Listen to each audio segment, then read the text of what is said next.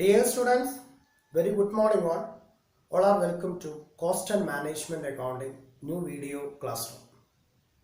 In this video, we are going to discuss module number 2, materials. In this chapter or in this module, what is material? Then what are the procedures to be considered while purchasing of material and stores of materials and issue of materials. Then how to calculate the stock levels of materials.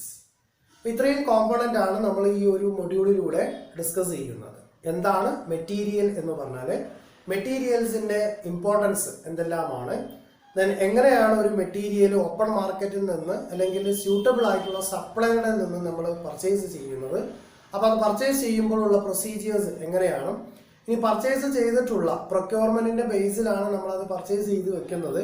ആ purchase ചെയ്തിട്ടുള്ളതിൻ്റെ ഓരോ മെറ്റീരിയലും എങ്ങനെ സ്റ്റോറിൽ keep ചെയ്യുന്നു, ഇങ്ങനെ keep ചെയ്തിട്ടുള്ള material അല്ലെങ്കിൽ അതിൻ്റെ സ്റ്റോക്ക് എങ്ങനെയാണ് കാൽക്കുലേറ്റ് ചെയ്യേണ്ടത്, ദെൻ ആ സ്റ്റോക്ക് കാൽക്കുലേറ്റ് ചെയ്തതിന് ശേഷം എങ്ങനെ അത് ഇഷ്യൂ ചെയ്ത് കൊടുക്കുന്നു, ഡിപ്പാർട്ട്മെൻറ്റ് പ്രൊഡക്ഷൻ ഓറിയൻറ്റഡ് ആയിട്ടോ അല്ലെങ്കിൽ ഡയറക്റ്റ് സെല്ലിംഗ് ആയിട്ടോ അത് എങ്ങനെയാണ് നമ്മൾ യൂസ് ചെയ്യുന്നത് എന്നുള്ളതാണ് ഈ ഒരു ചാപ്റ്ററിലൂടെ ഡിസ്കസ് ചെയ്യുന്നത്.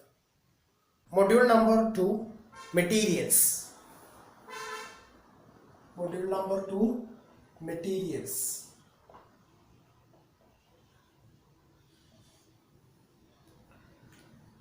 ഈ ചാപ്റ്ററിൽ എന്താണ് മെറ്റീരിയൽ എന്നുള്ളതും മെറ്റീരിയൽ എങ്ങനെയാണ് പർച്ചേസ് ചെയ്യുന്നതിൻ്റെ പ്രൊസീജിയേഴ്സ്, അതുപോലെ പർച്ചേസ് ചെയ്ത മെറ്റീരിയൽ സ്റ്റോർ റൂമിൽ സ്റ്റോർ ചെയ്യുന്ന രീതികൾ, ദെൻ ഡിഫറെൻറ്റ് ഡിപ്പാർട്ട്മെൻറ്റിൻ്റെ ആവശ്യങ്ങൾക്ക് വേണ്ടിയിട്ട് അത് ഡിഫറെൻറ്റ് ഡിപ്പാർട്ട്മെൻറ്റിലേക്ക് ഇഷ്യൂ ചെയ്ത് കൊടുക്കുന്നതും ദെൻ അതിൻ്റെ സ്റ്റോക്ക് ലെവൽ കാൽക്കുലേറ്റ് ചെയ്യുന്നതുമാണ് ഈ ഒരു ചാപ്റ്ററിൽ ഡിസ്കസ് ചെയ്യുന്നത്.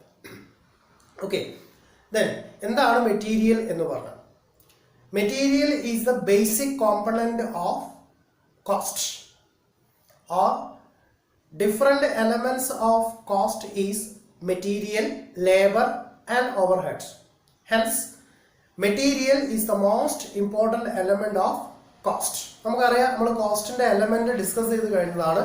അപ്പോൾ ആ കോസ്റ്റിൻ്റെ എലമെൻറ്റ് എന്ന് പറയുന്നത് ഏതെല്ലാമാണ്? കോസ്റ്റ് എലമെൻറ്റ്സ് എന്ന് പറയുന്നത് ഏതൊക്കെ? ഒന്ന് മെറ്റീരിയൽ, രണ്ടാമത്തത് ലേബർ, 3 ഓവർഹെഡ്. ഈ 3 ഇവൻ്റാണ് ഏത് മെറ്റീരിയൽസ് കോസ്റ്റിൻ്റെ എലമെൻറ്റ് എന്ന് പറയപ്പെടുന്നത്.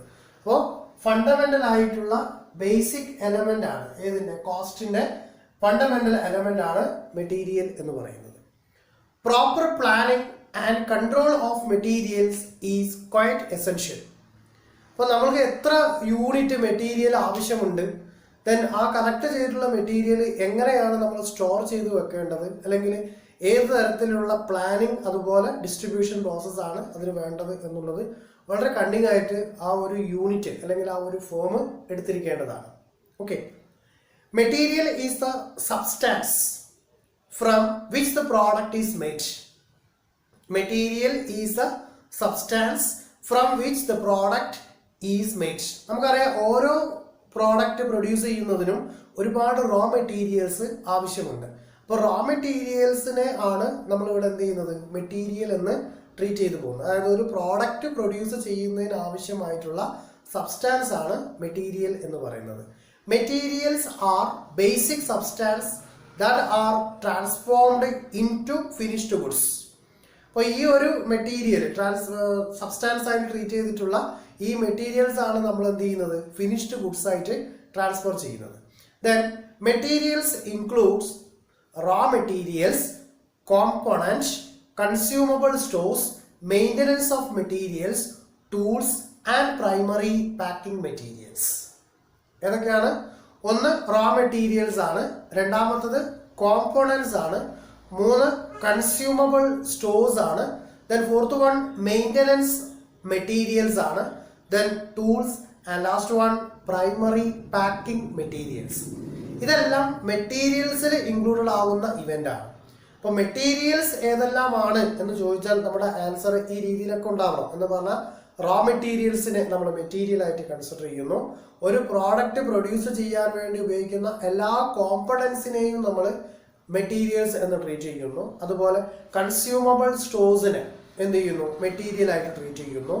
മെയിൻ്റനൻസ് മെറ്റീരിയൽസ്, അതായത് ഒരു മെയിൻ്റനൻസ് വർക്കിന് വേണ്ടി ഉപയോഗിക്കുന്നവയെ മെറ്റീരിയൽസ് എന്ന് ട്രീറ്റ് ചെയ്യുന്നു.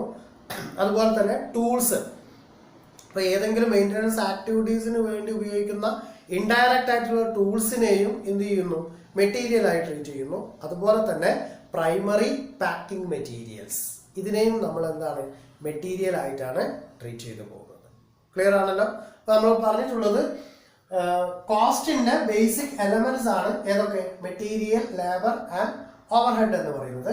അപ്പോൾ material is the fundamental element of cost. കോസ്റ്റിന്റെ ഫണ്ടമെന്റൽ എലമെന്റ് ആണ് ഇത് മെറ്റീരിയൽ എന്ന് പറയുന്നത്. അപ്പോൾ മെറ്റീരിയൽ ഒരു സബ്സ്റ്റാൻസ് ആണ് ഏതിലേക്ക്?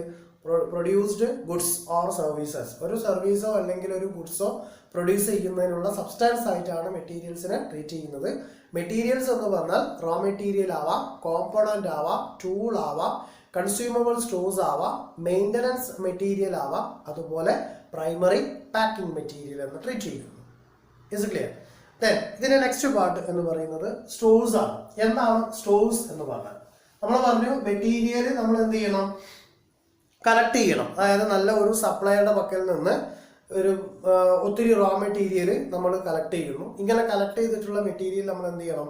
സ്റ്റോർ ചെയ്ത് വെക്കണം. അതായത് വെനെവർ ഇറ്റ് നീഡഡ്, എപ്പോഴാണോ ആ ഒരു റോ മെറ്റീരിയൽ നമുക്ക് ആവശ്യമാകുന്നത് ആ സമയങ്ങളിൽ അത് യൂസ് ചെയ്യണമെങ്കിൽ നല്ല രീതിയിൽ അതിനെ എന്ത് ചെയ്യണം? സ്റ്റോർ ചെയ്ത് പോകണം. Okay, then what is stores? എന്താണ് സ്റ്റോഴ്സ് എന്ന് പറഞ്ഞാൽ? Stores include not only raw material used in the production. നമ്മൾ സ്റ്റോഴ്സ് എന്ന് ഇൻവോൾവ് ചെയ്യുന്നത് ഒരു പ്രൊഡക്ഷന് ഉപയോഗിക്കുന്ന റോ മെറ്റീരിയൽസ് മാത്രമല്ല. Stores includes not only raw material used in the production but also include stock in working progress and finished goods. ഒരു സ്റ്റോഴ്സിൽ ഏതൊക്കെ രീതിയിലുള്ള ഇവന്റുകളാണ് ഉണ്ടാവുക? ഇതാണ് ഇതിനകത്ത് പറയുന്നത്. എന്താണ്? റോ മെറ്റീരിയൽസ് ഉണ്ടാവും. ദെൻ റോ മെറ്റീരിയൽ പിന്നെ എന്തായിരിക്കും? ഫിനിഷ്ഡ് ഗുഡ്സ് ആയിട്ട് മാറും. ഓക്കെ, ഫിനിഷ്ഡ് ഗുഡ്സ് ആയിട്ട് മാറ്റും. ഫിനിഷ്ഡ് ഗുഡ്സ് ആയിട്ട് ഈ റോ മെറ്റീരിയലിന്റെയും ഫിനിഷ്ഡ് ഗുഡ്സിന്റെയും ഇടയിലുള്ളതാണ് എന്ത്? Working progress.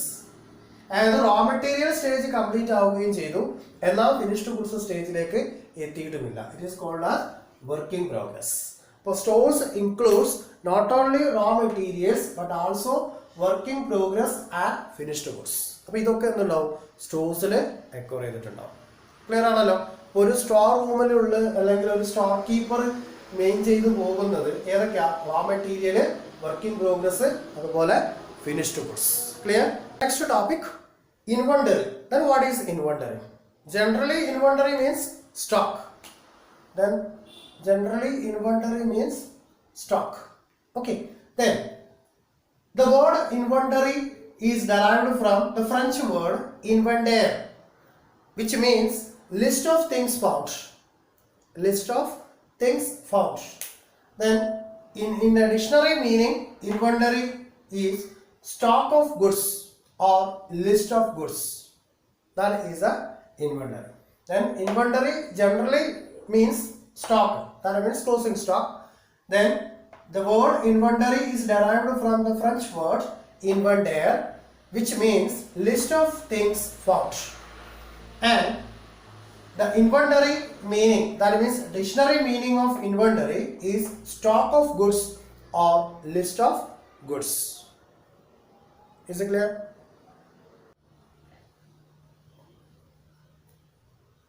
Next part, classification of materials. Material can be classified into two groups. Materials can be classified into two groups. That is direct material and indirect material. Direct material and indirect material. Then what do you mean by direct material and what are the direct materials? Then in the same way, what do you mean by indirect material and what are the indirect materials? Okay, then first of all, what do you mean by direct materials? Direct materials are those materials which are directly entering into production and become a finished product. അതായത് ഒരു product produce ചെയ്യുന്നതിന് directly involve ആകുന്ന, അതായത് production പ്രോസസ്സിലേക്ക് directly involve ആകുന്ന materials ഏതെല്ലാമാണോ ആ എല്ലാ മെറ്റീരിയൽസിനെയും നമ്മൾ എന്താണ് ട്രീറ്റ് ചെയ്യുന്നത്? ഡയറക്റ്റ് മെറ്റീരിയൽ എന്നാണ് ട്രീറ്റ് ചെയ്യുന്നത്. Once more, direct materials are those materials which are directly entering into the production and become a finished product. Okay, അപ്പോൾ എന്തായിരിക്കും എക്സാമ്പിൾ ഉണ്ടാവുക? ഇപ്പോൾ സ്റ്റീല് പ്രൊഡ്യൂസ് ചെയ്യുന്നു, that means steel in machinery or car.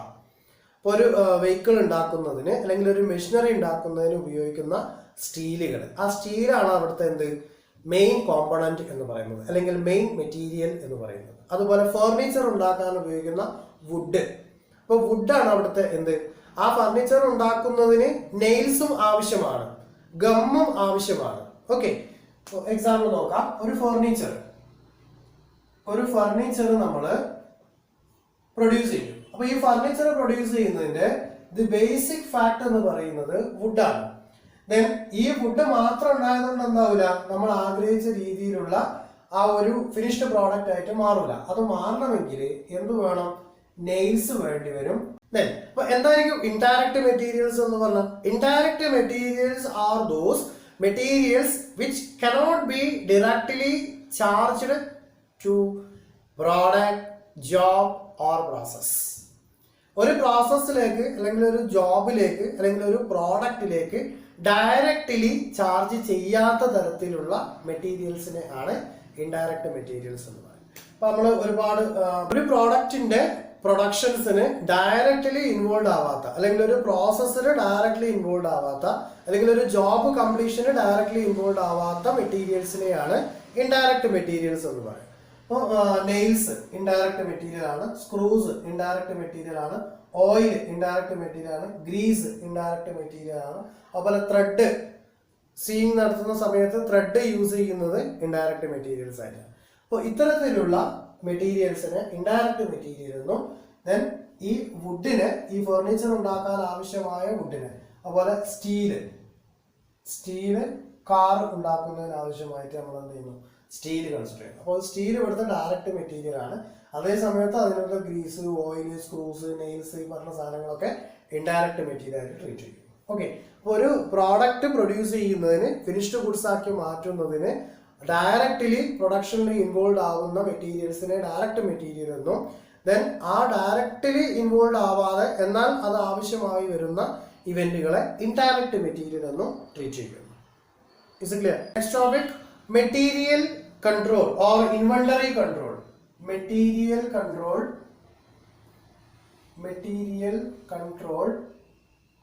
or inventory control.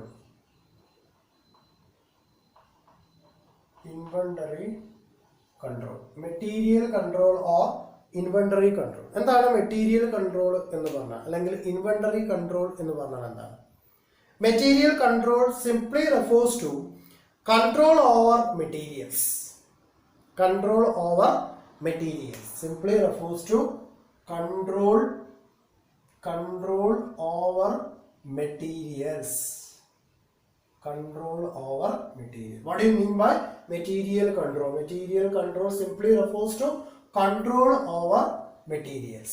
That means right quality product right ടൈമിൽ right quantity ബേസിൽ use ചെയ്യുന്നതാണ് ഏത് material control ചെയ്യുക എന്നുള്ളത്. Okay, that means providing the right quantity of material of the right quality at the right time and place at the minimise cost. അപ്പോൾ cost minimise ചെയ്തുകൊണ്ട്, അതായത് കൊണ്ടുവരുന്നതിന് അല്ലെങ്കിൽ അത് പ്രൊക്യൂർ ചെയ്യുന്നതിന് അല്ലെങ്കിൽ അത് യൂസ് ചെയ്യുന്നതിനുള്ള കോസ്റ്റിന്റെ വോളിയം പരമാവധി കുറച്ചുകൊണ്ട് റൈറ്റ് ടൈമിൽ റൈറ്റ് ക്വാളിറ്റിയിൽ റൈറ്റ് ക്വാണ്ടിറ്റി ബേസിൽ പ്രോഡക്റ്റ് എന്ത് ചെയ്യുക, പ്രൊവൈഡ് ചെയ്യുക. അതിനെ ആണ് മെറ്റീരിയൽ കൺട്രോൾ എന്ന് പറയുന്നത്. That means control over material. അപ്പോൾ ഏതൊക്കെ ഫാക്ടിലാണ് ഇവിടെ കൺട്രോൾ ചെയ്യപ്പെടുന്നത്? കൺട്രോൾ ചെയ്യപ്പെടുന്ന ഫാക്ട് ഏതാണ്? ഒന്ന് ക്വാണ്ടിറ്റി, റൈറ്റ് ക്വാണ്ടിറ്റി. എങ്ങനെ ആയിരിക്കണം? റൈറ്റ് ക്വാളിറ്റിയിൽ അറ്റ് ദ റൈറ്റ് ടൈം, ഇങ്ങനെയാണ് പ്രൊവൈഡ് ചെയ്യേണ്ടത്. Then providing the right quantity of right quality, the quantity of material of the right quality at the right time and place at the minimum cost. Then place at a minimum cost. That is material control. അപ്പോൾ മെറ്റീരിയലിനെ control ചെയ്യുന്നു എന്ന് പറഞ്ഞാൽ control over material. എങ്ങനെയാണ് മെറ്റീരിയൽസിനെ control ചെയ്യുന്നത് വെച്ചാൽ providing the right quantity of material of the right quality at the right time and at the place with minimum cost. അപ്പോൾ എവിടെയാണോ റൈറ്റ് പ്ലേസ് അല്ലെങ്കിൽ റൈറ്റ് ടൈം എപ്പോഴാണോ ദെൻ ആ റൈറ്റ് പ്ലേസിൽ right ടൈമിൽ നല്ല ക്വാളിറ്റിയുള്ള ദെൻ നമ്മൾ ആഗ്രഹിച്ച രീതിയിലുള്ള ക്വാണ്ടിറ്റി പ്രോഡക്റ്റ് മിനിമം കോസ്റ്റിൽ എന്ത് ചെയ്യുക, പ്രൊവൈഡ് ചെയ്ത് കൊടുക്കുക. That are called material control or inventory control. The next one process of material control. നമ്മൾ മെറ്റീരിയൽ കൺട്രോൾ എന്താണെന്ന് നമ്മൾ ഡിസ്കസ് ചെയ്ത് കഴിഞ്ഞു. Then process of material control. Process of material control. Process of material control. ഏതൊക്കെയാണ് material control ചെയ്യുന്നതിന്റെ process? 4 process ആണുള്ളത്. ഏതാണ് first process? Purchasing. Second one receiving.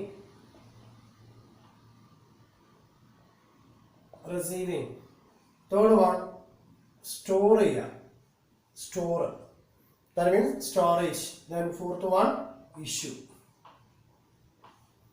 ചെയ്ത് കൊടുക്കുക. Okay, then purchasing, receiving, storage and issue. ഇതാണ് main ആയിട്ടുള്ള ഏത് material control ചെയ്യുന്നതിന്റെ പ്രോസസ് എന്ന് പറയപ്പെടുന്നത്. അപ്പൊ എന്താണ് ഈ പർച്ചേസിംഗ് എന്ന് പറഞ്ഞാൽ, എന്താണ് റിസീവിംഗ് എന്ന് പറഞ്ഞാൽ, അതുപോലെ എന്താണ് സ്റ്റോറേജ് എന്ന് പറഞ്ഞാൽ, ദെൻ എന്താണ് ഇഷ്യൂയിങ് എന്ന് പറഞ്ഞാൽ. ഓക്കെ, മെറ്റീരിയൽ കൺട്രോൾ പ്രോസസ്സിലെ first stage purchasing.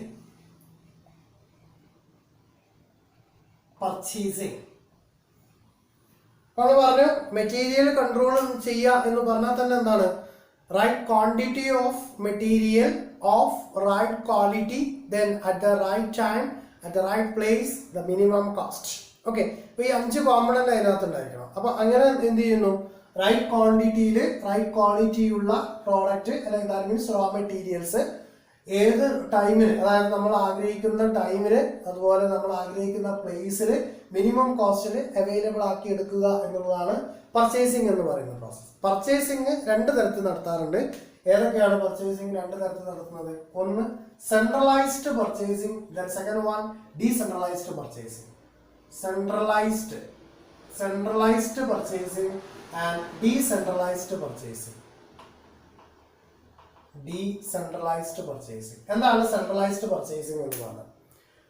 Centralised purchasing എന്ന് പറഞ്ഞാൽ ഒരു ഓർഗനൈസേഷന്റെ ഒരു മാനുഫാക്ചറിങ് യൂണിറ്റ് ആണെങ്കിൽ ആ മാനുഫാക്ചറിങ് യൂണിറ്റിന് ആവശ്യമായിട്ടുള്ള മൊത്തം റോ മെറ്റീരിയലും അതിന്റെ ടോപ്പ് എക്സിക്യൂട്ടീവ്സ് അല്ലെങ്കിൽ ഒരു ഡിപ്പാർട്ട്മെന്റ് അല്ലെങ്കിൽ ആ ഒരു തലപ്പത്തിരിക്കുന്ന ആളുകൾ മാത്രം എന്ത് ചെയ്യുന്നു, സെപ്പറേറ്റ് ആയിട്ട് പർച്ചേസ് ചെയ്യുന്നതിന് പകരമായി ഒരൊറ്റ unit organisation has a whole എന്ന രീതിയിൽ എന്ത് ചെയ്യുക, പർച്ചേസ് ചെയ്യുകയാണ് ചെയ്യുന്നത്. That means in large concern usually there will be a separate department called purchase department to purchase material. Then purchase department will purchase material for the entire organisation. ഇപ്പോൾ ഒരൊറ്റ department ആ ഓർഗനൈസേഷന് മൊത്തമായിട്ടുള്ള എൻറ്റയർ ഓർഗനൈസേഷനുള്ള മുഴുവൻ മെറ്റീരിയൽസും purchase ചെയ്യുന്നുവെങ്കിൽ അതിനെയാണ് എന്ത് പറയുക, centralised purchasing എന്ന് പറയും. അപ്പൊ എന്തായിരിക്കും ഡീസെൻട്രലൈസ്ഡ് പർച്ചേസിംഗ് എന്ന് പറഞ്ഞാൽ? Then separate department. In decentralised purchasing each department make it's on purchases. ഓരോ ഡിപ്പാർട്ട്മെന്റും അവർക്ക് ആവശ്യമായിട്ടുള്ള മെറ്റീരിയൽസ് എന്ത് ചെയ്യുന്നു, ഓപ്പൺ മാർക്കറ്റിൽ നിന്നും പർച്ചേസ് ചെയ്യുന്നു. അപ്പൊ അങ്ങനെ ആകുമ്പോൾ എന്തായി, പർച്ചേസ് ഫംഗ്ഷൻ ഡീസെൻട്രലൈസ്ഡ് ആയി. സെൻട്രലൈസ്ഡ് എന്ന് പറഞ്ഞാൽ എൻറ്റയർ ഓർഗനൈസേഷൻ ആവശ്യമായിട്ടുള്ള ഓൾ മെറ്റീരിയൽസും ആര് പർച്ചേസ് ചെയ്യുന്നു, ആ ഒരു ഓർഗനൈസേഷന്റെ പർച്ചേസ് ഡിപ്പാർട്ട്മെന്റ് പർച്ചേസ് ചെയ്യുന്നു. എന്നാൽ ഡീസെൻട്രലൈസ്ഡ് പർച്ചേസിംഗ് എന്ന് പറഞ്ഞാൽ ഓരോ ഡിപ്പാർട്ട്മെന്റിനും ആവശ്യമായേക്കാവുന്നത് അതാത് ഡിപ്പാർട്ട്മെന്റ് എന്ത് ചെയ്യുന്നു, ഓപ്പൺ മാർക്കറ്റിൽ നിന്ന് പർച്ചേസ് ചെയ്യുന്നു. ഇതാണ് സെൻട്രലൈസ്ഡും ഡീസെൻട്രലൈസ്ഡ് പർച്ചേസിംഗ് എന്ന് പറയുന്നത്. ക്ലിയർ അല്ലേ? Then purchasing procedures. ഒരു പർച്ചേസ് പ്രോസസ് നടക്കുമ്പോൾ എന്താണ് അതിന്റെ പർച്ചേസിംഗ് പ്രൊസീജിയർ എന്ന് പറയുന്നത്? ഇവിടെയാണ് എന്ത് ചെയ്യുന്നത്? പർച്ചേസ് കൺട്രോൾ നടക്കുന്നത്. Purchase control. Purchase control. Purchase control. Okay. First one, receiving purchase requisition. Receiving purchase requisition. Then second one, inviting quotation and tender. Inviting quotations and tender. Then third one, selecting the supplier. Fourth one, placing purchase order. Fifth one, receiving of materials. And sixth one, inspection of material. And seventh one, checking the invoice and making the payment. Okay, വളരെ simple ആണ്. That means receiving purchase requisition. അപ്പോൾ നമ്മൾ പറഞ്ഞു centralised purchasing ആണ് run ചെയ്യുന്നതെങ്കിൽ ഓർഗനൈസേഷന് ആവശ്യമായിട്ടുള്ള, അതായത് എൻ്റർ ഓർഗനൈസേഷന് ആവശ്യമായിട്ടുള്ള മുഴുവൻ മെറ്റീരിയലും എന്ത് ചെയ്യുന്നു? പർച്ചേസ് ഡിപ്പാർട്ട്മെന്റ് കളക്ട് ചെയ്യാണ് ചെയ്യുന്നത്. അപ്പൊ ഇങ്ങനെ സെപ്പറേറ്റ് ഡിപ്പാർട്ട്മെന്റിന്റെ റിക്വസ്റ്റ് എന്തുണ്ടാവണം? പർച്ചേസ് ഡിപ്പാർട്ട്മെന്റ് വരണം. അതാണ് ഇവിടെ പറയുന്നത്. That means receiving purchase requisition. ഇപ്പോൾ ഓരോ ഡിപ്പാർട്ട്മെന്റ്, ഇപ്പോൾ human resource department, marketing department, finance department, then അങ്ങനെ സെപ്പറേറ്റ് ഡിപ്പാർട്ട്മെന്റ്സിന് എന്തുണ്ടാവും? സെപ്പറേറ്റ്. ഇപ്പോൾ പ്രൊഡക്ഷൻ ഡിപ്പാർട്ട്മെന്റിന് ആവശ്യമുള്ള, അപ്പോൾ സ്റ്റോർ ഡിപ്പാർട്ട്മെന്റിന് ആവശ്യമുള്ള സാധനങ്ങൾ ഇവരൊക്കെ എന്ത് ചെയ്യുന്നു? റിക്വസ്റ്റ് ഉണ്ടാവണം. അപ്പൊ അങ്ങനെ സെപ്പറേറ്റ് ഡിപ്പാർട്ട്മെന്റിന്റെ റിക്വസ്റ്റ് റിസീവ് ചെയ്യുക എന്നുള്ളതാണ് പർച്ചേസ് പ്രൊസീജിയറിന്റെ ഫസ്റ്റ് സ്റ്റേജ്. അപ്പൊ അങ്ങനെ റിക്വസ്റ്റ് വന്നു കഴിഞ്ഞാൽ ആ റിക്വസ്റ്റിന് അനുസരിച്ച് കൊണ്ട് ഇൻവൈറ്റിംഗ് കൊട്ടേഷൻ ആൻഡ് ടെൻഡർ. അപ്പൊ പ്രൊഡക്ഷൻ ഡിപ്പാർട്ട്മെന്റ് ആവശ്യമായിട്ടുള്ള ഒരു മെഷീനറിയാണ് ഇങ്ങനെ ഒരു റിക്വസ്റ്റ് വന്നിട്ടുള്ളതെന്ന് കരുതുക. സപ്പോസ് ഒരു പ്രോഡക്റ്റ് പ്രൊഡ്യൂസ് ചെയ്യുന്നത്, അതായത് മാക്സിമം പ്രൊഡ്യൂസ് ചെയ്യാൻ പറ്റുന്ന, അതായത് മിനിമം ടൈമിനുള്ളിൽ, മിനിമം കോസ്റ്റിനുള്ളിൽ മാക്സിമം പ്രോഡക്റ്റ് പ്രൊഡ്യൂസ് ചെയ്യാൻ പറ്റുന്ന ഒരു മെറ്റീരിയൽ അല്ലെങ്കിൽ ഒരു മെഷീനറി പ്രൊഡക്ഷൻ ഡിപ്പാർട്ട്മെന്റിന് ആവശ്യമുണ്ട്. ഓക്കെ, അപ്പൊ ആ പ്രൊഡക്ഷൻ ഡിപ്പാർട്ട്മെന്റ് റിക്വസ്റ്റ് എവിടെ വന്നു? പർച്ചേസ് ഡിപ്പാർട്ട്മെന്റ് വന്നു. ഇങ്ങനെ ഒരു സാധനമാണ്. അല്ലാതെ ഇപ്പൊ ഡീസെൻട്രലൈസ്ഡ് പർച്ചേസിംഗ് ആണെങ്കിൽ എന്ത് ചെയ്യാൻ പറ്റും? പ്രൊഡക്ഷൻ ഡിപ്പാർട്ട്മെന്റ് ഡയറക്റ്റ് ഓപ്പൺ മാർക്കറ്റിൽ പോയിട്ട് പ്രോഡക്റ്റ് പർച്ചേസ് ചെയ്യുക. അത് ഡീസെൻട്രലൈസ്ഡ്. പക്ഷെ സെൻട്രലൈസ്ഡ് ആണ് സാധാരണഗതിയിൽ എല്ലാ ഓർഗനൈസേഷനിലും ഉണ്ടായിരിക്കുക. ഈ സെൻട്രലൈസ്ഡ് ഓർഗനൈസേഷനിലെ പ്രോസസ്സാണ് നമ്മളോട് ഡിസ്കസ് ചെയ്യുന്നത്, റിസീവിംഗ് പർച്ചേസ് റിക്വസിഷൻ. അപ്പൊ അങ്ങനത്തെ ഒരു മെഷീനറി അവർക്ക് ആവശ്യമുണ്ട്. അപ്പൊ അവരെന്താ ചെയ്യേണ്ടത്? അതായത് പർച്ചേസ് ഡിപ്പാർട്ട്മെന്റ് എന്താ ചെയ്യേണ്ടത്? Inviting quotation and tender. അപ്പൊ നമ്മൾ ടെൻഡർ വിളിക്കുന്നു അല്ലെങ്കിൽ കൊട്ടേഷൻ വിളിക്കുന്നു എന്ന് പറഞ്ഞതിന്റെ മോട്ടീവ് എന്താ? ആ പ്രോഡക്റ്റിന്റെ പ്രൈസ് ആരാണോ ഏറ്റവും കൊട്ടേറ്റ് ചെയ്യുന്നത് അല്ലെങ്കിൽ ഏറ്റവും മിനിമൈസ് ചെയ്തിട്ട് ആ പ്രോഡക്റ്റ് സപ്ലൈ ചെയ്യാൻ പറ്റുന്നത് ആർക്കാണോ അതറിയാൻ വേണ്ടിയിട്ടാണ് നമ്മൾ എന്ത് ചെയ്യുന്നത്? കൊട്ടേഷൻ വിളിക്കുന്നത്. അപ്പോൾ കൊട്ടേഷൻ വിളിക്കുമ്പോൾ ഒരുപാട് പാർട്ടീസ് ആ പ്രോഡക്റ്റ് ഇന്ന കോസ്റ്റിൽ ഞങ്ങൾ സപ്ലൈ ചെയ്ത് തരാം എന്നുള്ള ഒരു ഡിമാൻഡ് നമ്മളെ മുമ്പിൽ വെക്കുന്നു.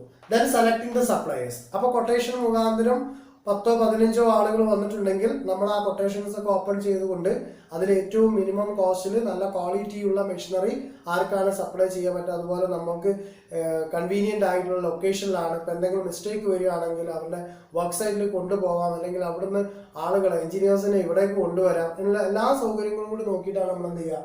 സപ്ലയറെ സെലക്ട് ചെയ്യുക. അങ്ങനെ സപ്ലയേഴ്സിനെ സെലക്ട് ചെയ്യുന്നു. Then placing purchase order. അങ്ങനെ മാനേജ്മെന്റ്, അതായത് ടോപ്പ് എക്സിക്യൂട്ടീവ്സിന് അതിനുള്ളൊരു സമ്മതം കിട്ടിക്കഴിഞ്ഞാൽ നമുക്ക് എന്ത് ചെയ്യാൻ പറ്റും? ഓർഡർ പ്ലേസ് ചെയ്യാൻ പറ്റും. ദെൻ ഓർഡർ പ്ലേസ് ചെയ്യുന്നു. And receiving of material. സ്വാഭാവികമായിട്ടും നമ്മൾ ഓർഡർ കൊടുത്താൽ നമുക്ക് മെറ്റീരിയൽസ് കിട്ടും. ആ മെറ്റീരിയൽ എന്ത് ചെയ്യുന്നു? നമ്മൾ സ്വീകരിക്കുന്നു. Then inspection of material. പിന്നെ ഇവിടുത്തെ സൂപ്പർവൈസർ ഉണ്ടാവും, ഫോർമാൻ ഉണ്ടാവും. ഇവരൊക്കെ എന്ത് ചെയ്യണം? ഈ മെറ്റീരിയൽ, അതായത് ആ മെഷീനറിനെ ഹാൻഡിൽ ചെയ്യുന്ന എഞ്ചിനീയേഴ്സ് ഉണ്ടാവും. അപ്പൊ ആ എഞ്ചിനീയേഴ്സിനെ കൊണ്ട് എന്ത് ചെയ്യണം? ഈ ഒരു മെഷീനറി ഇൻസ്പെക്ഷൻ നടത്തിക്കണം. അങ്ങനെ ഇൻസ്പെക്ഷൻ നടത്തിയിട്ട് ദെൻ അത് ഓക്കെ ആണെന്ന് കണ്ടാൽ checking the invoice and making the payment. എന്ത് ചെയ്യും? പാർട്ടി ഒരു ഇൻവോയ്സ് നമുക്ക് തരും. ഇന്ന ഡേറ്റിൽ ഇത്ര നമ്പർ മെഷീനറി ഇന്ന ക്വാളിറ്റിയിൽ ഇന്ന പാർട്ടീസിൽ നിന്നും എന്ത് ചെയ്തിട്ടുണ്ട്? സപ്ലൈ ചെയ്തിട്ടുണ്ട് എന്നുള്ള ആ ഒരു ഇൻവോയ്സ് ഉണ്ടാവും. ആ ഇൻവോയ്സും അതിന്റെ പേയ്മെന്റും ക്ലിയർ ചെയ്ത് കൊടുക്കും. ഇതാണ് എന്ത് ചെയ്യേണ്ടത്? ആക്ച്വലി ഒരു വെൽ ഒക്യുപ്പൈഡ് ആയിട്ടുള്ള ഒരു ഓർഗനൈസേഷനിലെ പർച്ചേസിംഗ് പ്രൊസീജിയർ എന്ന് പറഞ്ഞുകൊണ്ട് റൺ ചെയ്തത്. ദാറ്റ് മീൻസ് പർച്ചേസ് കൺട്രോൾ ചെയ്യുന്നു. അല്ലാതെ എല്ലാ ഡിപ്പാർട്ട്മെന്റിനും ആവശ്യമുള്ളത് അവർ സെപ്പറേറ്റ് ഒരു മാർക്കറ്റ് പ്രൈസ് എന്താണോ കാണുന്നത് അതിന് ഡയറക്റ്റ് പർച്ചേസ് ചെയ്യുകയല്ല ചെയ്യുന്നത്. നമ്മൾ നമ്മുടെ പേഴ്സണൽ ലൈഫിലൊക്കെ ഏറ്റവും കോസ്റ്റ് കുറഞ്ഞു കിട്ടുന്നത് എവിടെ നിന്നാണെന്നാണ് നമ്മൾ ചെക്ക് ചെയ്യുക.